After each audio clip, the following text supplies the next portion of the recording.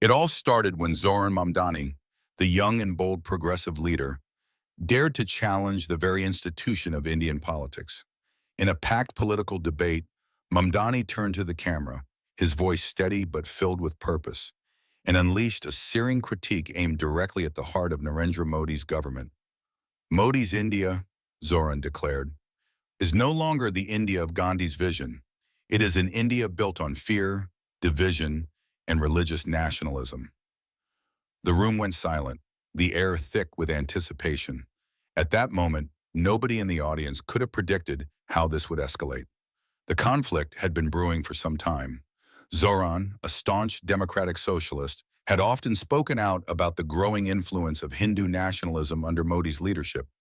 But this was different. He didn't just criticize the policies, he called them what they were: dangerous. Dangerous not just for Muslims in India, but for the future of the entire nation. He pointed to the controversial Citizenship Amendment Act, which had sparked protests across India, accusing the Modi government of marginalizing Muslim communities. He condemned the violent crackdown on peaceful protesters, including the police brutality seen in Delhi. Mamdani's words struck a chord with the audience, particularly those in the international community who had been watching Modi's rise with growing concern. It wasn't just the laws Mamdani objected to, it was the divisive rhetoric and the way Modi's government weaponized religion for political gain. For Mamdani, it was a betrayal of everything India was supposed to stand for: equality, secularism, and unity. But what followed would turn this debate into something far more explosive: inferno.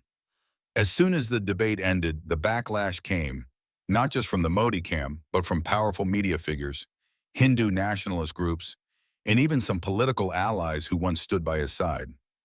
Indian officials were quick to accuse Mamdani of meddling in the internal affairs of India, accusing him of stoking anti-Hindu sentiment and spreading misinformation.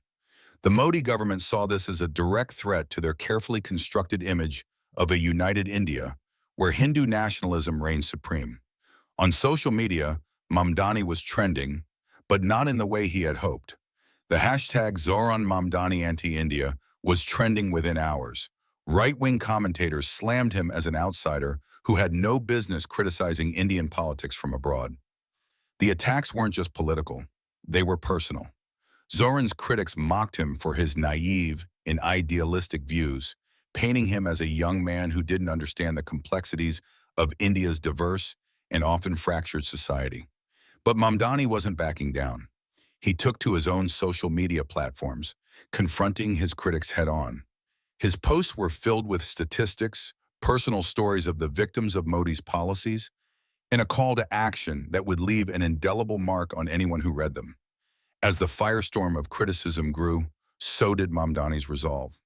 The more they attacked him, the more he seemed determined to fight. He wasn't just defending his own views. He was defending the millions of Indians who were suffering under Modi's regime.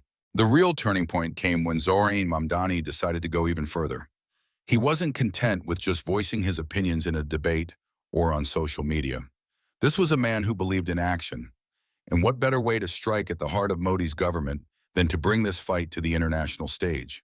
He organized a series of protests across major cities in the U.S., New York, Los Angeles, and Chicago, all demanding that the international community take a stand against Modi's oppressive policies.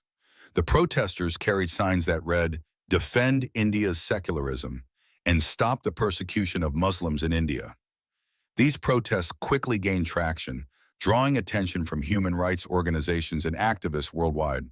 But Mamdani wasn't just preaching to the converted.